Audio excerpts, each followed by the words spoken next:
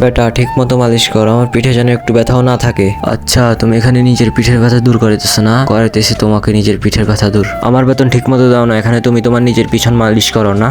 আরে এই বেটা, এটা তুই কিসের মালিশ করতেছিস? আমার ব্যথা তো আগের মতোই রয়ে গেছে। ওস্তাদ এখনো তো মালিশ শুরু করে নেই, যখন তেল দিয়ে মালিশ শুরু করবো তখন দেখবেন আপনার সব ব্যথা কেমনে গড় গড় করে চলে যাবে। আচ্ছা যা করার তুই তাড়াতাড়ি কর। এখন এই সর্ষের তেলগুলো ওস্তাদের পিঠে ভালো করে মেখে নি। আরে তুই আমার পিঠে এটা কি লাগাইতেছিস রে? এরকম জলে কেন?